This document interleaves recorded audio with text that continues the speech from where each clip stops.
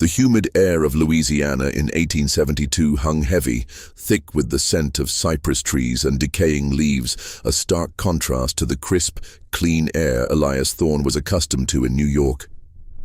He disembarked the steamboat in New Orleans, his polished leather boots sinking slightly into the damp earth of the levee. Elias, a man of precise habits and an even more precise wardrobe, felt an immediate unease settle over him. It wasn't just the oppressive heat, but something in the very atmosphere of this southern city, a whispered history of sorrow and secrets. He had come for the inheritance, a sprawling, decrepit mansion nestled deep within the bayou, willed to him by a great-aunt he barely remembered, Elias Dubois. The letter, delivered by a solemn-faced notary, had been brief, almost chilling. "You are the last. Come, if you dare." The implied threat, or perhaps warning, had lingered in his mind since.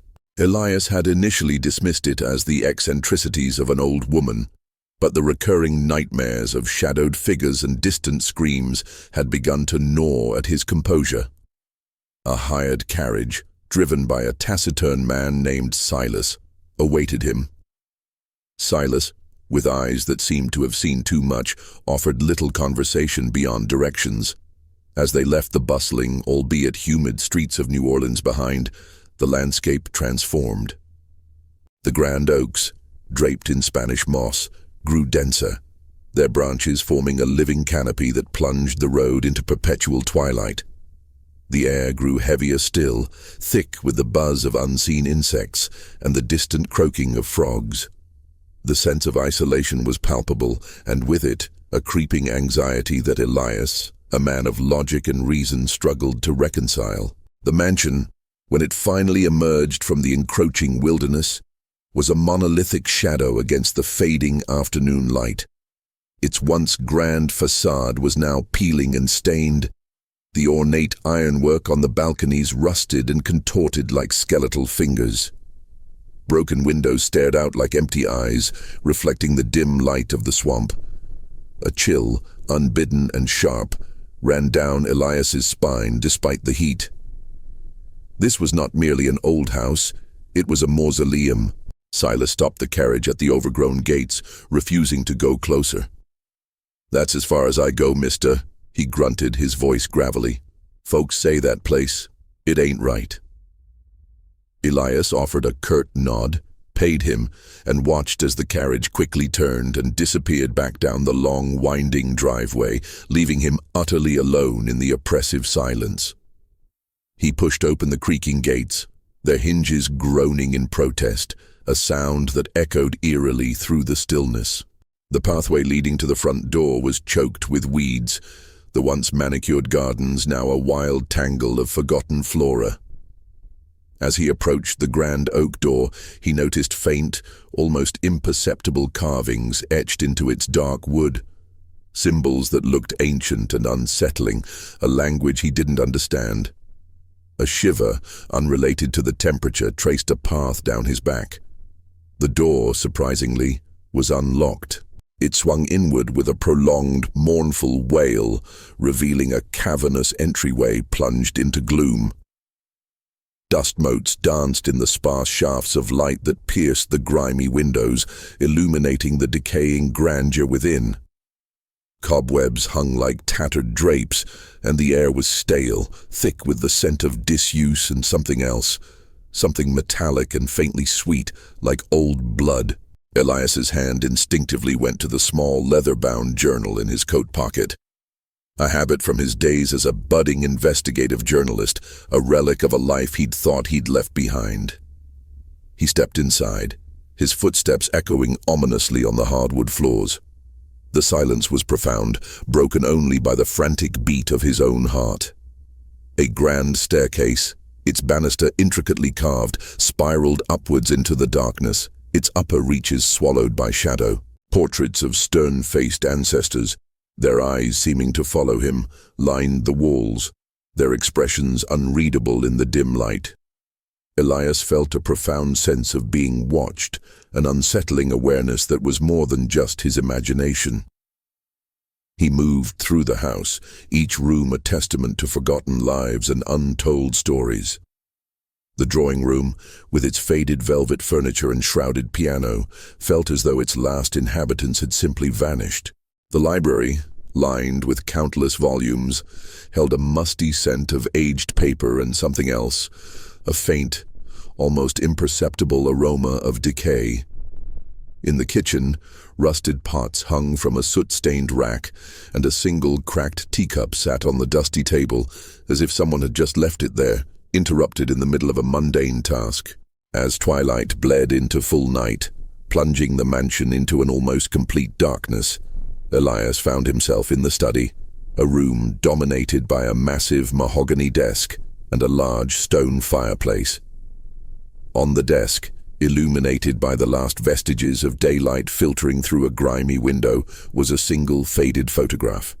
He picked it up. It showed a stern-faced woman, clearly Elias Dubois, surrounded by 5 younger individuals, all smiling. Below the photograph, almost hidden by a stack of old ledgers, was a stack of yellowed newspaper clippings. His curiosity, a professional instinct he hadn't fully shed, compelled him to read them. The first headline screamed, "Tragic drowning claims young Dubois heir." The second, even more chilling, "Mysterious illness strikes another Dubois child. Family desperate." Each clipping detailed the untimely demise of one of Elias Dubois' nieces and nephews, all heirs to the mansion, all dying young and under perplexing circumstances. Drowning, sudden illnesses, accidents, a litany of misfortunes that collectively felt too coincidental to be mere chance. Elias looked at the photograph again, then back at the headlines. 5 heirs, 5 tragic deaths, and now he, Elias Thorne, was the 6th, the last. A cold dread, far more potent than any unease he'd felt earlier, began to spread through him. The macabre mystery in the title of his great-aunt's will was no exaggeration. This mansion, this inheritance, was steeped in a sinister history, a pattern of loss that suddenly seemed to be reaching for him. He was not just an heir, he was potentially the next victim. The shadows in the room seemed to deepen, to coil around him, and for the first time Elias truly understood the implied warning in the letter. "Come, if you dare." He was here, and the dare had just begun. If you're enjoying this unraveling mystery, please remember to subscribe to the channel for more gripping stories. This is a fictional story. The initial shock gave way to a chilling determination. Elias Thorne was not one to back down from a puzzle, especially one with such a dark and personal edge. He spent the remainder of the night in the study, a flickering oil lamp casting dancing shadows around him, poring over the newspaper clippings. Each article was a piece of a macabre mosaic. The first victim, a young boy named Louis, had drowned in the bayou behind the house during a family picnic. The next, a girl named Marie, succumbed to a rapid, inexplicable fever. Then came the others, a fall from the grand staircase, a hunting accident, and finally, a mysterious poisoning. All young, all healthy, all heirs. The pattern was undeniable, yet the motive and the perpetrator remained elusive. Sleep was impossible. Every creak of the old house, every rustle of the wind through the cypress trees outside, sounded like a footstep, a whisper. The air grew colder, even in the humid Louisiana night, and Elias found himself constantly glancing over his shoulder, a primal instinct overriding his usual logical composure. He lit more lamps, trying to push back the encroaching darkness, but the shadows only seemed to multiply, clinging to the corners of the room. As dawn approached, painting the eastern sky in muted grays and purples, Elias felt a desperate need to investigate the grounds. The mansion, with its decaying beauty, felt like a cage, but the vast, untamed bayou outside held its own dark allure. He grabbed the old brass lantern he found in the dusty pantry and ventured out. The morning mist clung to the swamp, obscuring visibility, transforming familiar shapes into ghostly apparitions. The air was thick with the scent of damp earth and stagnant water, a pervasive odor that seemed to seep into his very bones. He followed a faint, overgrown path that led away from the house towards the water. The bayou was a labyrinth of tangled roots and murky channels, the water still and dark, reflecting the distorted images of the ancient trees. Elias remembered the clipping about Lewis's drowning. He found a small rotted dock, half submerged in the water, a testament to long-abandoned leisure. He knelt, peering into the opaque water, a shiver running through him despite the rising sun. How could a strong, young boy simply drown here, especially with family nearby? The articles offered no further explanation, simply lamenting the tragic loss.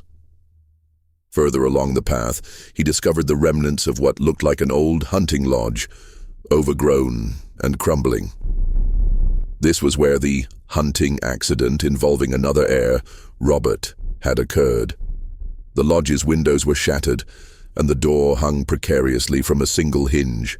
Inside, dust motes danced in the sparse light, illuminating the skeletal remains of forgotten furniture. A profound sense of unease settled over Elias.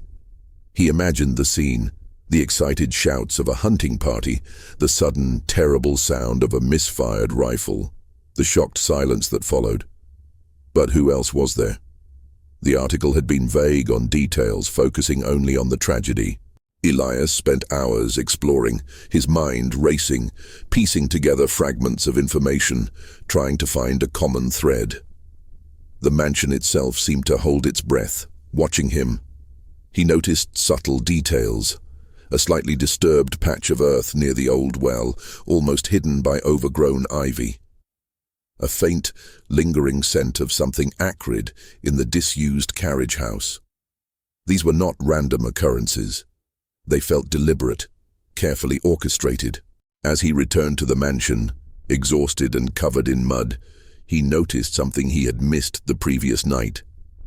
Hidden behind a heavy velvet curtain in the main hall, almost blending into the dark wallpaper, was a small, crudely painted portrait. It was a young woman, perhaps in her late teens, with sharp, intelligent eyes and a subtle, almost imperceptible smirk. She wasn't one of the family members in the photograph he'd found. Her features were distinctly different. And there was something about her gaze that unsettled him deeply, a coldness that seemed to pierce through the canvas. Who was she? Why was her portrait hidden? He also found a hidden compartment in the back of the study's fireplace. It was small, dusty, and contained only one item, a single tarnished silver locket. Elias opened it. Inside, on one side, was a miniature portrait of a stern-looking man, clearly Elias Dubois' husband, judging by the resemblance to other portraits. On the other side, however, was a faded lock of dark, almost black hair. And beneath it, engraved into the silver, were the initials CD, not ED for Elara. Who was CD? Could it be connected to the mysterious deaths? The more he uncovered, the deeper the mystery became. As evening approached, a storm began to gather over the bayou. The wind howled through the dilapidated mansion, rattling the windows like skeletal teeth. Thunder rumbled in the distance, a low, guttural growl that seemed to vibrate through the very foundations of the house. The rain began to fall, first as a gentle patter, then as a torrential downpour, hammering against the roof and windows. Elias felt a growing sense of claustrophobia, trapped in a house that seemed to breathe with a sinister life of its own. He realized with a jolt that he was alone in this vast, decaying structure, miles from any other human soul, surrounded by the ghosts of a family cursed by an unknown evil. He had inherited more than just a house. He had inherited a legacy of death, and he was acutely aware that he might be next in line. The storm raged through the night, a symphony of wind, rain, and thunder that mirrored the turmoil in Elias's mind. He spent the hours poring over old ledgers he'd found in the study, hoping to find financial anomalies or obscure transactions that might shed light on the Dubois family's tragic history. The ledgers, meticulously kept, detailed mundane household expenses and property taxes, but offered no discernible clues. Frustration gnawed at him. The house felt like a living entity, its creaks and groans amplified by the tempest outside, each sound a deliberate taunt. The small, hidden portrait of the mysterious young woman, tucked away behind the velvet curtain, continued to haunt him. Her eyes, even in the dim lamplight, seemed to hold a secret, a quiet malevolence. Who was she? And why was her image hidden? Elias decided to focus his efforts on finding any documents that might reveal her identity. He began systematically searching the library, shelf by shelf, book by book, his fingers brushing over dusty spines and brittle pages. The air in the library was heavy with the scent of old paper and something else, an earthy, almost metallic smell he couldn't quite place. Hours later, amidst a collection of obscure historical texts, he stumbled upon a leather-bound diary, its cover plain and unmarked. It wasn't among the neatly organized volumes. It was shoved haphazardly behind a row of theological treatises. His heart pounded with a mix of trepidation and anticipation as he opened it. The handwriting was delicate, flowing, and distinctly feminine. The first entries were innocuous, detailing daily life at the mansion, the weather, social calls. But as he continued to read, the tone shifted. The diary belonged to a woman named Celeste Dubois, whose initials matched the locket. She was Elias Dubois' younger sister, not a niece or nephew. The entries spoke of a passionate, albeit forbidden, love affair between Celeste and a stable hand, a man named Thomas, a forbidden romance in the strict societal confines of 1872 Louisiana. The initial entries radiated youthful joy, but slowly, a darker thread began to weave through the narrative. Celeste detailed Elias's increasing resentment towards her, a coldness that grew palpable after Celeste became pregnant with Thomas's child. Elias, fiercely proud of the family name and its reputation, saw Celeste's actions as a deep betrayal, a stain on their aristocratic lineage. Celeste's words painted a picture of a woman isolated, trapped in a mansion that once felt like home, but had become a gilded cage. She expressed fear, not only for herself but for her unborn child. She wrote of whispered threats, of Elias's growing obsession with the Dubois legacy and the future heirs. She speaks of purity, of ensuring the right blood flows through these halls, Celeste had written, her despair evident in the trembling lines of ink. I fear what she might do to ensure it. The entries grew more erratic, more desperate. Celeste described strange occurrences, her food tasting bitter, an inexplicable weakness, the constant feeling of being watched. One entry, dated just a few weeks before the first heir's death, described a violent argument with Elias, overheard by one of the younger nieces. Celeste claimed Elias had threatened to cleanse the family line. The last entry was chillingly brief. The pains have started. It is too early. She said she would ensure no tainted blood would survive to inherit this place. My child. My precious child. The diary ended there abruptly. Elias felt a cold knot tighten in his stomach. Celeste's death was not recorded in the public records he'd found. It was as if she had simply vanished. He looked at the hidden portrait again. It was Celeste. The smirk he'd perceived now seemed to be a mask, a fragile attempt to hide profound sadness and fear. The full implication of what he had read hit him with the force of a physical blow. Elias Dubois, the great-aunt who had bequeathed him this cursed mansion, was not just eccentric. She was a calculating, ruthless individual. The tragic accidents and mysterious illnesses that plagued the young heirs, the macabre mystery of the will itself, began to form a terrifying coherence. Each of the deceased heirs had been direct descendants of Elara or her husband, representing the pure Dubois bloodline. But what about Celeste's child? If Celeste had indeed given birth, would that child also have been seen as a threat to the pure line? Elias considered the dates. Celeste's last entry was weeks before Louis's drowning. Could Elara have seen her own sister's child as a threat to the legitimate line, eliminating them along with any future heirs she deemed problematic? The thought was horrifying, but it fit the chilling narrative of the diary. Elara's motive seemed to be an extreme, almost pathological, obsession with the purity of the Dubois family lineage and control over the inheritance. He also remembered the subtle scent of something acrid in the carriage house and the disturbed earth near the old well. Could Celeste have been buried there, secretly, to erase any trace of her and her child?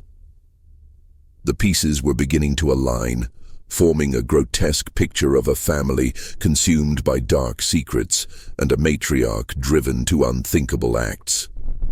The mansion was not haunted by ghosts, but by the chilling legacy of a human predator. Elias was no longer just investigating a mystery, he was uncovering a series of murders, and the realization brought with it a renewed sense of danger. If Elara had gone to such lengths to protect her twisted vision of the family line, what would she have done to anyone who dared to uncover her secrets? And more importantly, what would happen to him, the last heir, now that he was close to the truth? The revelation of Celeste's diary shattered any remaining illusion Elias held about the mansion being merely a house of misfortune. It was a house of murder, orchestrated by his own great-aunt, Elara Dubois. The storm outside had begun to subside, replaced by a lingering humidity and the incessant drone of cicadas. But the storm within Elias's mind raged on. He reread the diary entries, the desperation in Celeste's words now chillingly clear. The pains, she mentioned, the fear for her precious child. It was a final, horrifying clue. Elara hadn't just intended to stop Celeste from inheriting, she intended to eliminate any trace of her and her child. Elias's investigative instincts, honed by years of chasing leads and uncovering hidden truths, kicked into high gear. He needed to find evidence, tangible proof beyond the diary. The disturbed earth near the well and the acrid smell in the carriage house now took on a grim significance. He decided to investigate the carriage house first, armed with the old lantern and a newfound resolve. The carriage house was a decaying structure, its large wooden doors hanging askew. Inside, the air was heavy with dust, and the smell of mildew mingled with that faint, acrid scent Elias had noticed before. The floor was packed earth, uneven and littered with rusted tools and discarded horse tack. He swept the lantern's beam across the floor, his eyes scanning every inch. In a far corner, partially covered by a pile of rotting burlap sacks, he saw it. A small dark stain on the earth, almost invisible in the gloom. He knelt, scraping away the top layer of dirt. The acrid smell was stronger here, almost chemical. He touched the soil. It felt strangely compacted. He pulled away the sacks, revealing a small, shallow indentation, as if something had been hastily buried and then disturbed. His mind raced. Could this be where Celeste's child was buried? The sheer brutality of it was staggering. He needed to dig to confirm his horrifying suspicion. He found a rusty shovel leaning against the wall and began to dig, the effort arduous in the heavy, damp soil. Each scoop of earth felt like a violation.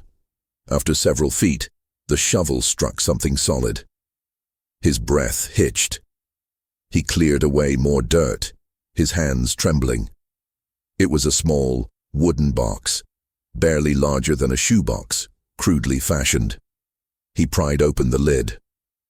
Inside, nestled amongst faded, crumbling fabric, was a tiny, fragile skeleton, undeniably an infant's.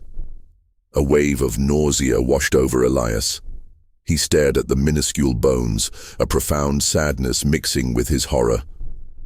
This was Celeste's child, buried in secret, a life extinguished before it had even truly begun. Ilara's monstrous obsession with lineage had gone beyond cruel. It was homicidal. The discovery galvanized him. The infant's remains were undeniable proof of Ilara's depravity. But how did the other heirs die? And why did Elara leave him, the last heir, a will inviting him here? Was it a twisted act of a dying woman, a final taunt, or something more?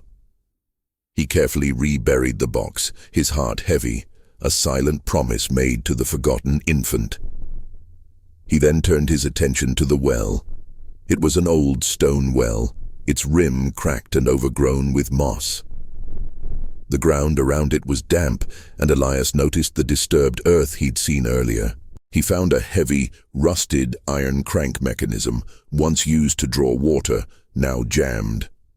He tested the ground around the well. It was soft, too soft, as if recently dug and refilled. He began to dig again, cautiously, near the well's edge, where the ground was disturbed. After a few minutes, his shovel hit something hard again. This time it was a smooth, heavy stone, not a box. He dug around it, revealing a small, intricately carved wooden figurine, a woman, her face contorted in a silent scream. And beneath the figurine, buried just beneath the surface, was a tarnished silver ring with a single, dark, almost black stone. Engraved inside the ring were the initials CD and a date, months after Celeste's last diary entry. This was Celeste's ring. Was this where she was buried? The implications were chilling. Elara hadn't just eliminated the infant, she had also disposed of Celeste herself, likely after Celeste had given birth. The fact that the ring was found here, rather than with the child, suggested a desperate attempt to sever all connection between them, to erase Celeste's very existence from the mansion's history. The small, screaming figurine seemed to embody Celeste's final moments, a silent testament to her terror and despair. Elias stumbled back to the mansion, the weight of his discoveries pressing down on him. The house felt colder, more menacing than ever before. He needed to understand Ilara's methods, her twisted logic. He returned to the study, scanning the shelves for anything else Elara might have left behind. He found a small, locked wooden box, tucked away in a hidden compartment behind a loose brick in the fireplace. It was heavy, and its intricate lock seemed designed to deter. He tried a few old keys from a nearby drawer. None of them fit. Frustration mounted. As he was about to give up, he noticed a faint, almost invisible scratch on the back of the small, hidden portrait of Celeste. Running his finger over it, he felt a slight indentation. He pressed firmly. A faint click echoed from the hidden box in the fireplace. The key was hidden in plain sight, a final cruel puzzle from Elara. He rushed back to the fireplace, his hands shaking. The key, cleverly disguised as a part of the portrait's frame, slid into the lock of the wooden box with a satisfying click. He opened it, revealing not jewels or money, but a collection of small, meticulously labeled vials, each containing a fine, crystalline powder. A small faded note lay on top. For the purification of the bloodline, a gentle sleep for those who stray. Elias's blood ran cold. He immediately recognized the distinct, almond-like scent emanating from one of the vials, cyanide. This wasn't just a collection of poisons, it was Elara's arsenal, the means by which she had orchestrated the mysterious illnesses and poisonings of the other heirs. The gentle sleep was a euphemism for agonizing death. The mansion wasn't haunted by spirits, but by the tangible, horrifying evidence of a cold-blooded killer.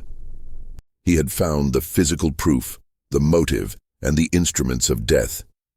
He now understood the macabre mystery. But what about him? He was the last heir. Had Elara, even in death, intended for him to suffer the same fate? The question hung heavy in the air, a terrifying premonition. If you're gripped by this chilling mystery, don't forget to subscribe to the channel for the next part of the story. This is a fictional story. The discovery of the poison vials sent a wave of icy terror through Elias. Elias Dubois wasn't just a troubled woman, she was a calculated murderer. The phrase, "for the purification of the bloodline," echoed in his mind, a chilling testament to her psychopathic obsession with the family lineage. He carefully replaced the vials, his hands still trembling.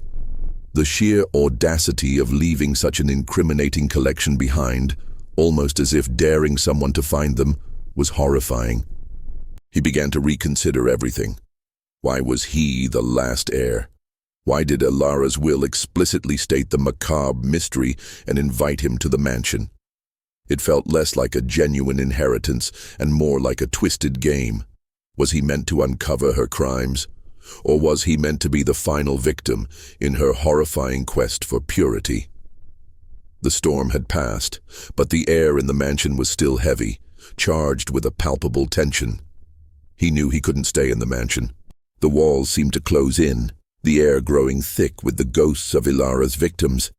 He needed to get out, to report his findings to the authorities. But New Orleans was a long journey, and Silas, the carriage driver, had made it clear he wouldn't return. Elias was effectively isolated, trapped in the bayou.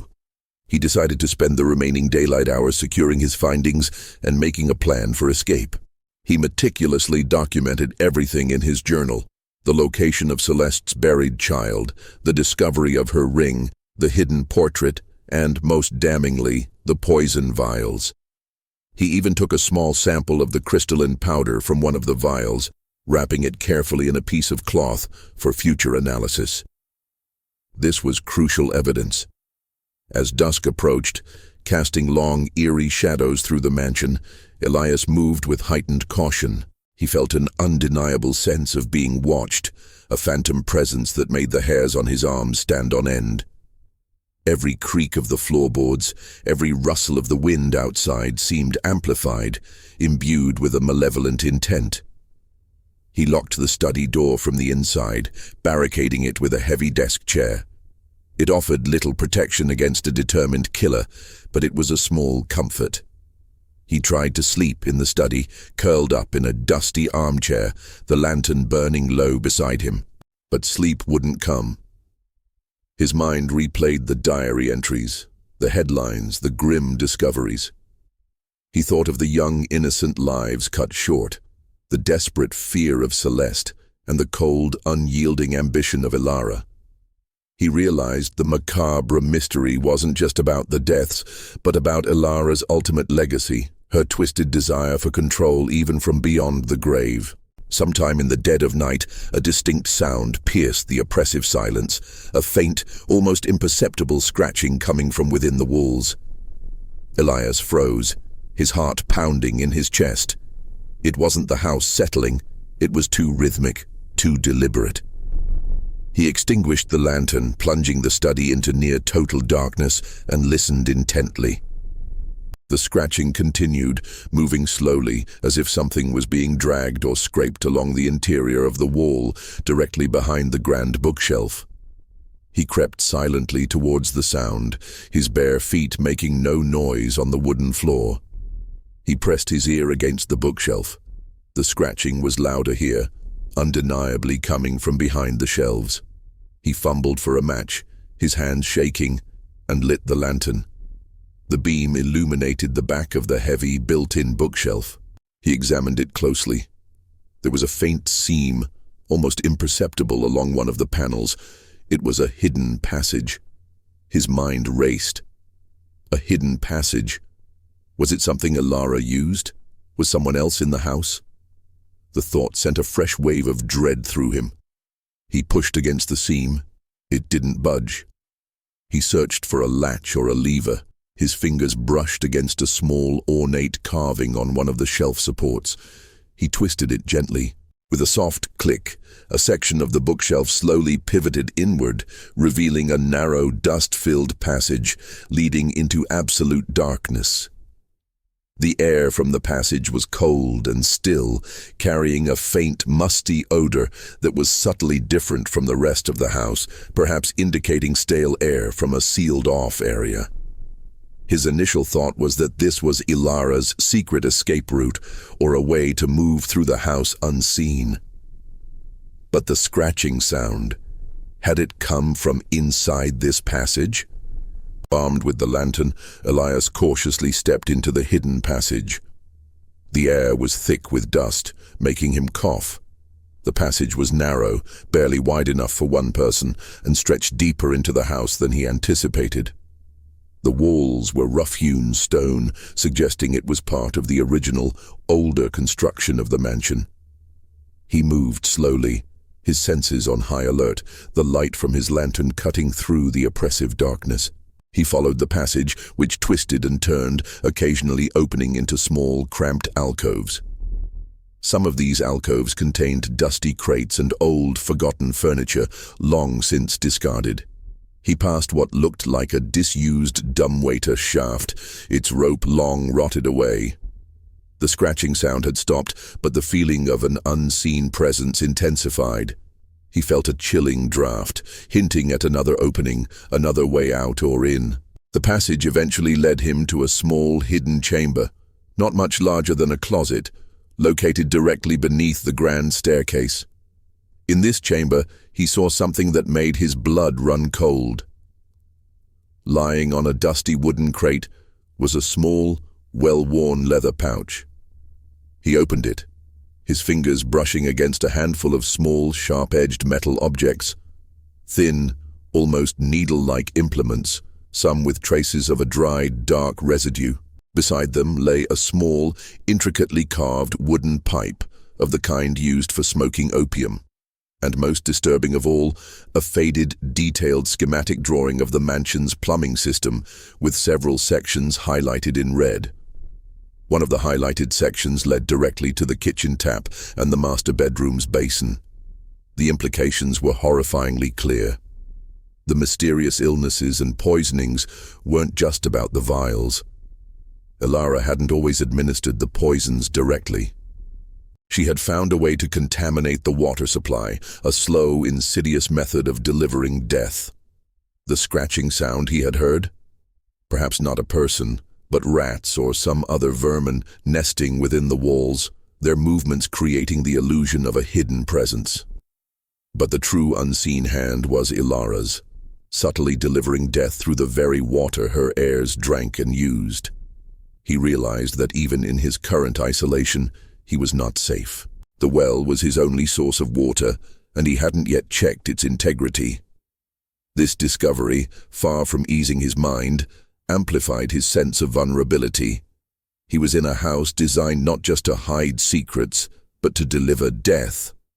The discovery of the hidden chamber, the tools, and the plumbing schematic sent a fresh wave of dread through Elias. Ilara Dubois wasn't just a murderer, she was a meticulous planner, devising insidious ways to eliminate her tainted heirs without a trace. The realization that she might have been poisoning the very water supply was particularly chilling. He thought back to the cracked teacup in the kitchen, the one that seemed so innocuous. It now took on a sinister aura. He quickly retraced his steps through the secret passage, his mind racing. The passage itself was a testament to Ilara's cunning, allowing her to move unseen, to perhaps even administer the poisons or tamper with things without raising suspicion. He closed the hidden bookshelf panel, ensuring it looked undisturbed. He had to be careful. He was the only one who knew about this. The immediate threat was clear: the water. He couldn't trust any water from the mansion's taps. He had drunk from the well on his first day, and the thought now sent a cold shiver down his spine. He needed to find an alternative source, or at the very least, boil all water he consumed.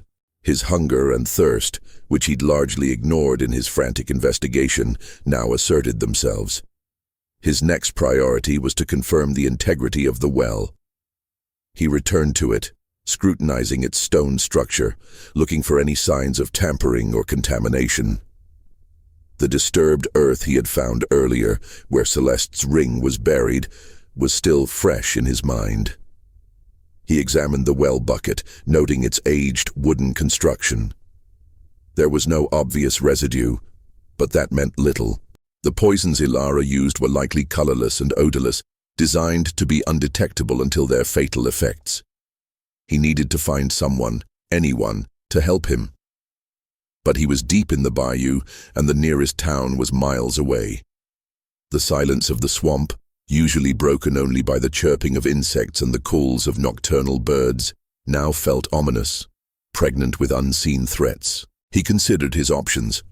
Try to walk to town, risk staying in the mansion and falling victim to whatever trap Ilara had set for him, or somehow signal for help. As he pondered his predicament, a glint of metal caught his eye near the entrance of the hidden passage, almost obscured by a loose floorboard in the main hall. He knelt, prying up the board with difficulty. Beneath it, nestled in the dust, was a small, ornately carved wooden box. This one, unlike the one with the vials, was completely unmarked.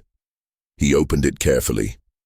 Inside, on a bed of faded velvet, lay a single, very old, tarnished silver key and a folded, yellowed piece of parchment. The parchment was a letter, dated years before Ilara's death, written in her elegant looping script. It was addressed to an unknown recipient, but its contents were horrifying. It detailed Ilara's frustration with the weakness of the Dubois line, her plans to cleanse it, and her belief that she was destined to be the sole true keeper of the family legacy. But the most disturbing part was a paragraph near the end. I have ensured that the last heir will find all the pieces, will uncover the mystery. It is a final test of worth. If they are cunning enough to piece it together, to understand the depths of my devotion to this bloodline, then perhaps they are worthy of the challenge. If not, then their fate will be the same as the others. The mansion will claim them, just as it claimed the Tainted One and her spawn. Let the house be their final resting place, a testament to my unwavering will. Only the truly resilient will survive the macabre mystery I have left behind. Elias felt a chill colder than any bayou mist. This wasn't just an inheritance, it was a test. A twisted, deadly game orchestrated by a psychopath from beyond the grave. Ilara hadn't just intended for him to find the truth. She intended for him to face the same peril as the others. The key in the box. Was it for something else? A final trap? A way out? He held the key, his mind racing. It was too intricate for a simple door lock. Perhaps a hidden safe.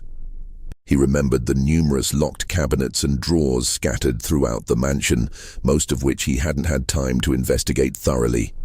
He returned to the study, the room where he had started, hoping it held another secret. He meticulously examined the large mahogany desk, pulling out every drawer, checking for false bottoms. Nothing.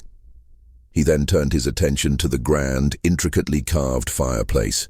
He'd already found the hidden compartment with the poisons. Was there another? He ran his hands over the cold stone, feeling for any anomalies.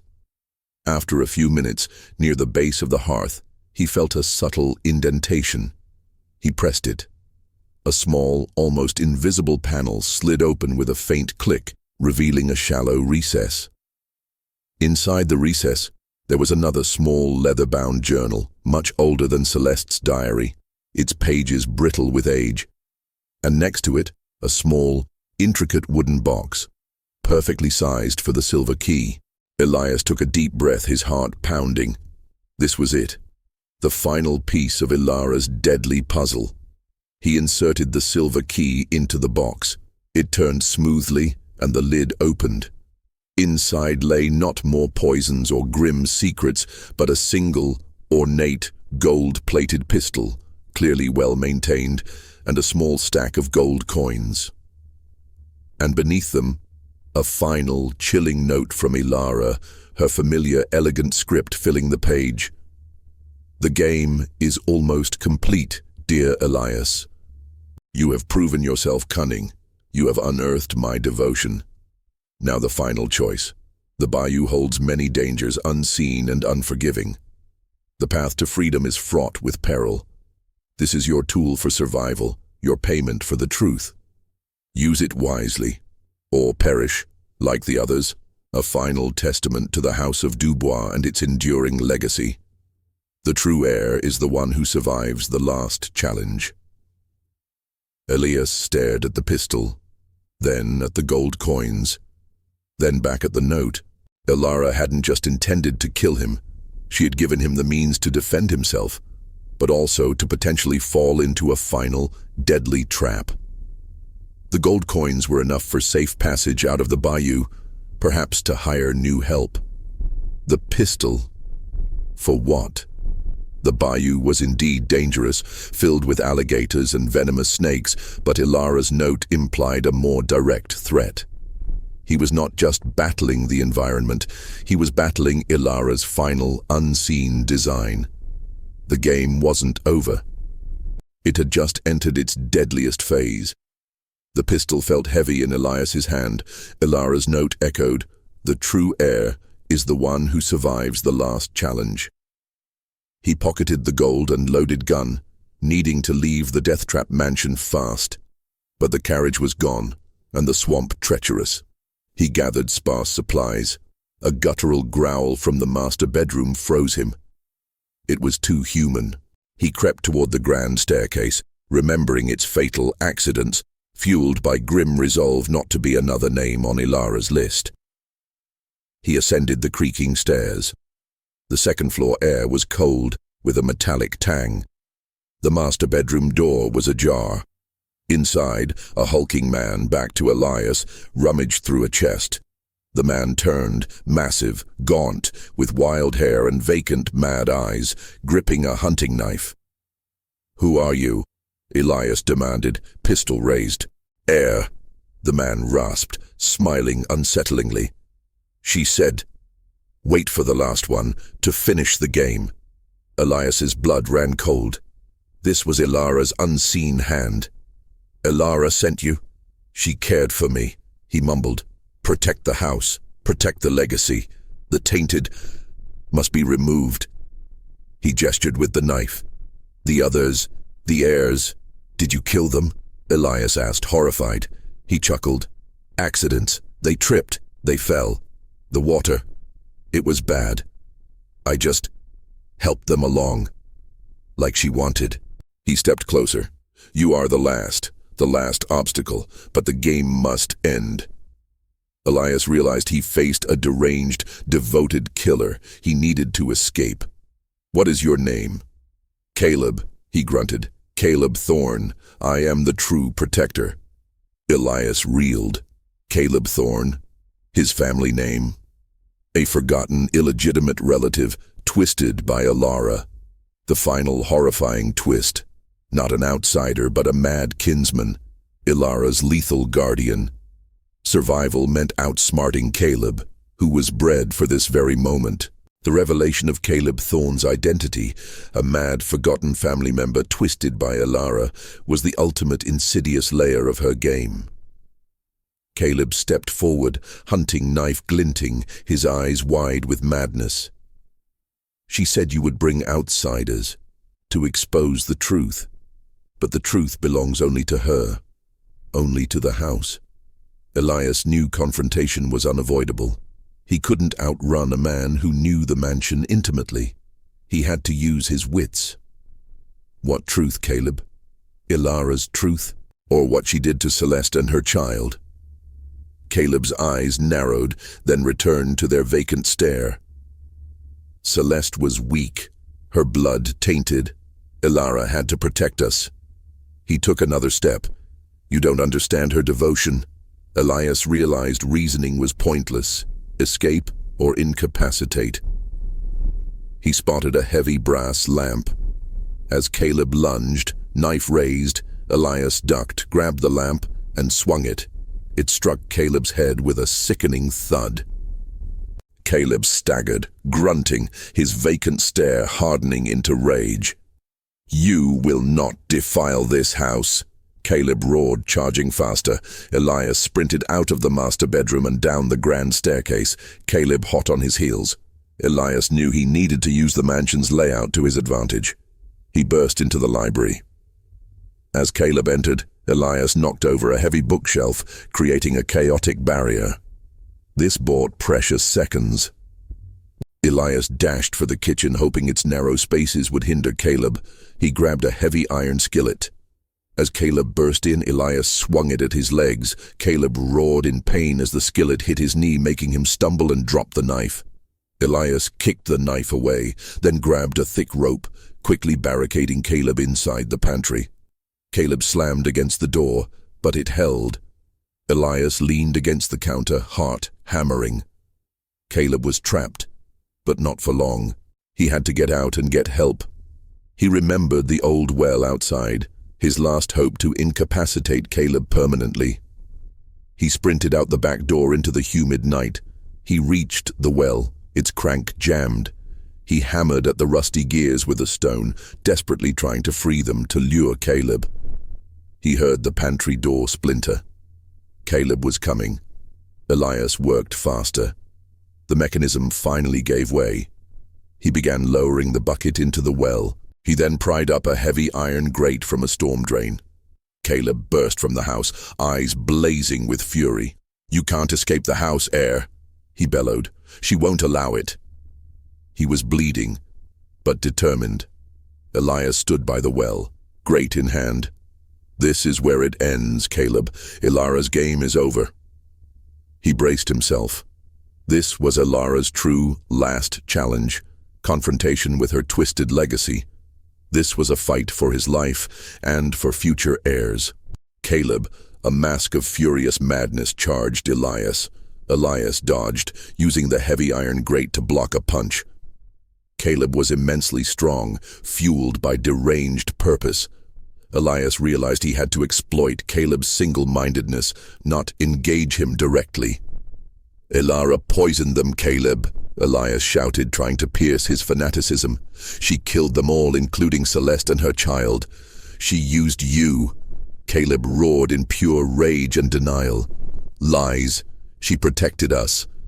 He lunged again, forcing Elias closer to the well, exactly as Elias intended.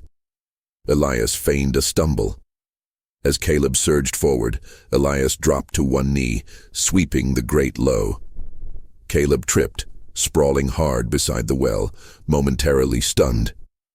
Elias immediately grabbed the well rope, looping it around Caleb's ankles, tying a quick, desperate knot. Caleb struggled violently, kicking out.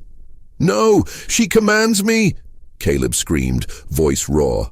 "I am her protector. You cannot stop the legacy." Elias ignored him, pulling Caleb closer to the well's rim. With a desperate burst of adrenaline, he pushed down on Caleb's chest with the iron grate, pinning him. Then, with all his strength, he leveraged Caleb's body so his bound legs dangled precariously over the dark abyss. Caleb, disoriented, cried out in pure terror. He thrashed, but the rope held. Elias quickly tied the other end to a sturdy oak tree. Caleb was suspended head down, inches from the murky water. "This ends now, Caleb," Elias shouted, voice hoarse. "Ilara's legacy of death ends with you." Caleb continued to thrash, his screams turning to desperate pleas and choked sobs. Primal fear replaced the madness in his eyes. He was trapped, utterly at Elias's mercy. Elias knew he couldn't leave him to die, but couldn't release him either. Caleb was too dangerous. He needed help. He needed to get to the authorities. He had the evidence, the diary, the vials, the buried infant, and now the living proof of Ilara's twisted schemes. Elias stared at Caleb, hanging helplessly. The bayou offered a strange silence, broken only by Caleb's desperate gasps. Elias realized the true last challenge wasn't killing Caleb, but outwitting him, surviving without becoming a monster. He had faced Ilara's dark legacy and emerged unbroken. He turned from the well, body aching, mind reeling. The oppressive dread began to lift. He had solved the macabre mystery, uncovered the truth, and neutralized the final threat. Now he had to get out. The gold coins would buy transport. He had the pistol but hoped not to use it. A long journey lay ahead, but for the first time since arriving, Elias felt a glimmer of hope. He would deliver justice for the forgotten heirs, for Celeste, and for her child. The mansion had claimed its last victim. He left Caleb suspended in the well, a necessary temporary solution until authorities could arrive. As he walked away, Caleb's desperate struggles faded into the drone of the bayou. Elias pressed onward, toward the distant promise of civilization, carrying the mansion's heavy secrets, but also the grim satisfaction of having faced the darkness and survived. The macabre mystery was over, and Elias Thorne, the last heir, was finally free. Elias walked for what felt like an eternity through the humid bayou. The sun rose, but its beauty was lost on him. Every muscle ached, his mind swirling with the horrors he'd uncovered. Finally, he spotted a faint trail and, in the distance, a wisp of smoke from a cabin. Hope surged. An old trapper emerged. Elias, exhausted but coherent, quickly explained his plight, omitting gruesome details, focusing on needing help to New Orleans. The wary trapper offered water and a meal, then agreed to take him to the nearest town with a telegraph office for gold coins. The slow boat journey through the bayou brought a strange calm. Elias used the time to mentally rehearse his account, organizing the overwhelming evidence. He knew he had a sensational story. He clutched his journal, the poison sample, and Celeste's diary. In the small, remote town, Elias immediately sought the telegraph office. He sent a detailed message to New Orleans authorities, outlining the situation at the Dubois mansion, the bodies, and the trapped Caleb Thorne, emphasizing urgency.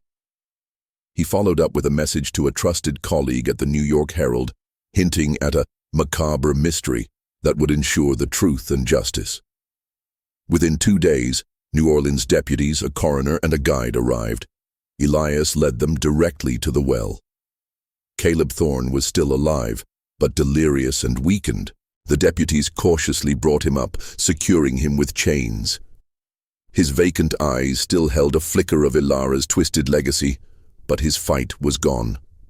Elias guided them through the mansion, the hidden passage, the secret chamber, the exhumed infant remains, Celeste's burial site with her ring and figurine, and finally, the hidden fireplace compartment with the poison vials. The coroner confirmed Elias's suspicions. The deputies, initially skeptical, were stunned by the overwhelming physical evidence. The diary and newspaper clippings painted a clear, horrifying picture of Elias Dubois' calculated murders, often with Caleb's unwitting or deluded assistance. The story exploded in the New Orleans and national press. The macabre mystery of the mansion, where no heir survived, became a sensation. The Dubois family was now synonymous with horror. Caleb Thorne was deemed insane, a victim of Ilara's manipulation, and committed to an asylum. Elias Thorne, hailed as a hero, returned to New York, forever changed. He wrote a groundbreaking series of articles exposing Elias Dubois' crimes and bringing posthumous justice to her victims.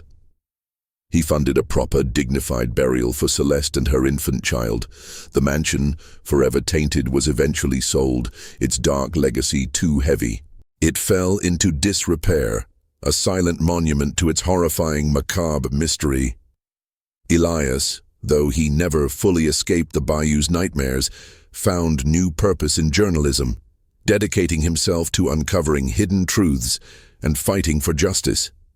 He had faced his own family's legacy of darkness and emerged a survivor, a testament to resilience and a reminder that the most terrifying monsters are not supernatural, but purely human. The House of Dubois and its macabre mystery was finally at peace. Thank you for watching this gripping tale. We hope you enjoyed the twists and turns of the macabre mystery of the mansion where no heir survived. Don't forget to subscribe to the channel for more thrilling stories. This is a fictional story.